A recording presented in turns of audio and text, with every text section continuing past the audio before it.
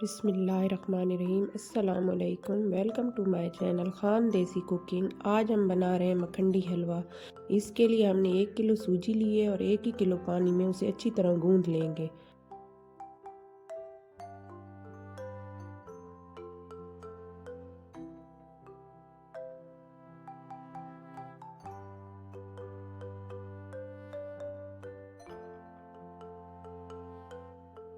سوجی کو گوندنے کے بعد ہم اس کو رکھ دیں گے اور دوسری طرف چولہا جلا کر اس پر کڑھائی رکھ کر اس میں آدھا کلو دیسی گھی ڈال دیں گے۔ دیسی گھی کی جگہ ڈالٹا یا کوکنگ آئل بھی استعمال کیا جا سکتا ہے۔ جائیں گے چینی جیسے جیسے پکتی جائے گی یہ کرسٹل کی صورت اختیار کر لے گی۔ اب یہ ساخت جیسے کرسٹل ہو جاتے ہیں اس طرح ہو جائے، دیکھ رہے ہیں آپ یہ کیسے دانے دار ہو گئی۔ اس کے بعد چینی دوبارہ پگھلنا شروع ہو جائے گی۔ آپ نے چاشنی کو اس وقت تک پکانا ہے جس وقت تک کہ آپ کی پسند کا کلر نہ آ جائے اس میں، یعنی کہ آپ کو جس کلر کا حلوہ پسند ہے آپ نے چاشنی کو بھی وہی کلر دینا ہے۔ آپ کو گولڈن پسند ہے تو گولڈن کلر کی رکھیں گے، اور اگر آپ کو گہرے براؤن کلر کا یا ہلکے براؤن کلر کا پسند ہے تو آپ نے ویسے ہی کلر دینا ہے۔ آپ دیکھ رہے ہیں کہ چاشنی میں کلر آنا شروع ہو گیا ہے۔ مجھے کیونکہ ہلکا براؤن پسند ہے تو میں نے چاشنی کا کلر ہلکا براؤن کر لیا ہے۔ اب ہم اس میں تقریباً 1 کپ دودھ ڈالیں گے۔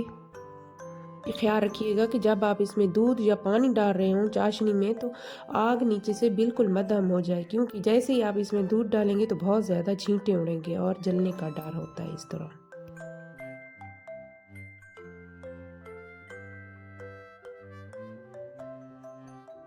دودھ ڈالنے کے بعد ہم چاشنی کو تقریباً 1 سے 2 منٹ تک مزید پکائیں گے اور پھر اس میں سوجی ایڈ کر دیں گے جو ہم نے بھگو کر رکھی ہوئی تھی۔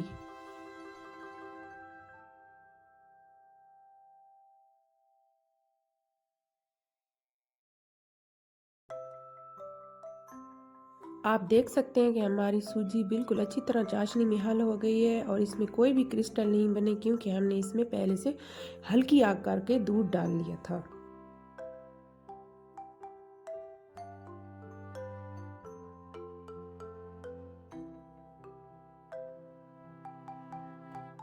جیسے جیسے ہم چمچ چلاتے جائیں گے آہستہ آہستہ ہماری سوجی گاڑھی ہو جائے گی اور بالکل حلوے کی شکل میں آ جائے گی۔ یہ دیکھیں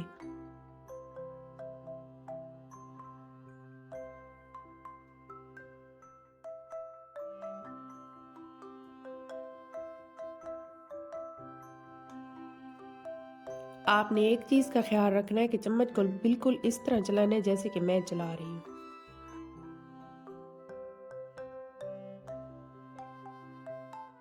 ہمارے حلوے نے تقریباً آدھا گھنٹہ پکنے کے بعد اس طرح کی شکل اختیار کر لی ہے۔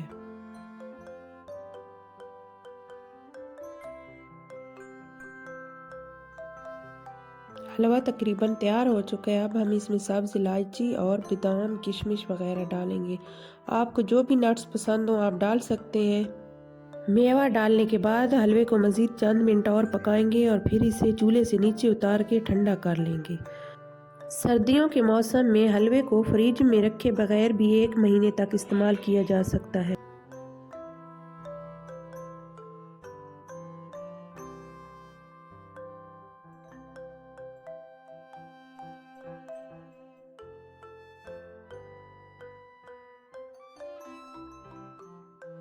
اگر آپ سب لوگوں کو ہماری ویڈیو پسند آئی ہے اور ہماری ریسپی اچھی لگی ہے تو ہماری ویڈیو کو لائک اینڈ چینل کو سبسکرائب کر لیجیے گا۔